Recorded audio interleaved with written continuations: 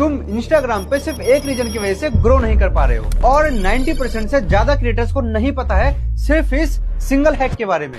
मैं आपको इस हैक के बारे में बताने वाला हूँ, पर उससे पहले इस रील को लाइक करके सेव कर लो। अब देखो तुम्हारे इंस्टाग्राम पे व्यूज इसलिए नहीं आ रहे हैं क्योंकि आपकी रील्स नॉन फॉलोवर्स तक नहीं जा रही है। अब इस चीज को चेक करने के लिए आप अपनी रील्स के इनसाइड पे जाओ और वहाँ पे ये चेक करो कि आपकी रील्स कितने % फॉलोवर्स में जा रही है और कितने % नॉन फॉलोवर्स में जा रही है। अब देखो अगर आपका रेशो 60-40 है, मतलब 60% फॉलोवर्स और 40% नॉन फॉलोवर्स, तो ये ठीक है। लेकिन अगर आपका ये रेशो 70-30 है या फिर उससे भी ज्यादा खराब है तो ये एक रेड अलर्ट है। अब आप ये 3 हैक यूज करोगे अपने इस रेशो को सुधारने के लिए। सबसे पहला हैक है यूज मीम्स/ह्यूमर। अब देखो आपका जो भी नीश है उस नीश में आपको मीम्स बनानी है या फिर अपने कंटेंट में ह्यूमर डाल दोगे।